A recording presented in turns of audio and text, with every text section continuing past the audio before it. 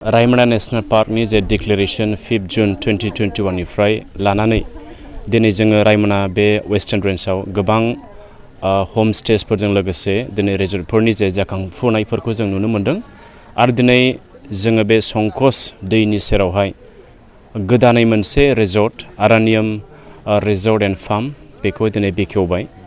दा बे मोनसे प्लास पइन्ट जाबाय बे रिजर्ट ओपनिंनि गेजेरजों गोबां जे दावबायारिफ्रा जेब्ला फैयो बिथांमोना बेयाव फैनानै बिसोरनि थानायनि थाखाय फुड एन्ड एकोमोडेशन बेफोरनि जे बेबस्था बेयाव दङ। दा बेजों लोगोसे जोङो बाख्नायनो लुगैयो मानो बुङोब्ला बे इस्टाब्लिशमेन्टनि गेजेरजों गोबां एमप्लयमेन्ट जेनेरेशनबो बेयाव जाबाय, ओनसोलनि जोहोलाव सिख्लाफ्रा बेयाव एंगेज जाबाय। बे मोजां मोनसे सुबिदा बे रिजर्टनि गेजेरजों होबाय।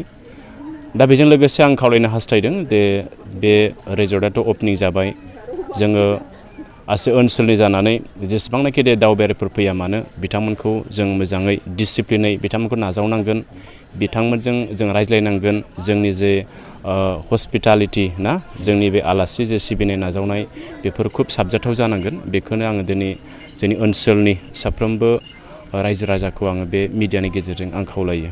नेशनेल पार्क जानायनि उनाव रायमनायाव दावबायारिफ्रा माबायदि फैदों आरो माबायदि फैगोनखौ आसा खालामो?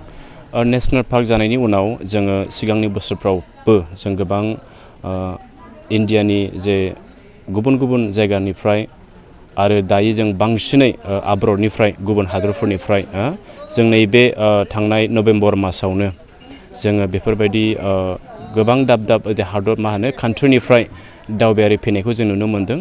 थांनाय सप्तायाव नभेम्बर दानावहाय जोङो बिदिनो नरवे, UK ओमफ्राय बेजों लोगोसे सुइजारलेण्ड ना बेफोरबादि कान्ट्रिनिफ्राय जोंनि दावबायारिफ्रा बेयाव फैनानै खुब बिथांमोना गोजोननाय मोनफैदों। जे बिथांमोना जोंनि बे रायमना नेशनेल पार्कनि जिब जुनारजों लोगोसे बिनि जे लेन्डस्केप आरो बे ओनसोलनि जानाय थानाय बिसोरनि गाननाय जोमनाय बेफोरखौ लानानै बिसोरो जोबोद गोजोननाय मोन्दों। दा बिनिखायनो आङो खावलायो दिनै जोंनियावहाय मोनसे गोनांथि जानानै फैदों।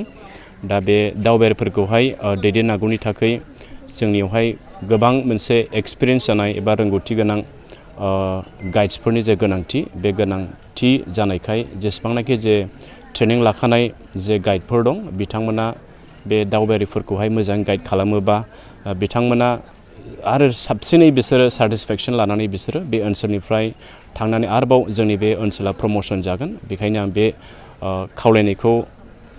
खावलायनायजों लोगोसे बे बुंनाय सुंद' बे रिजर्ट ओपनिंनि सायाव बुंनायखौ आं बेयाव दोनथ'बाय।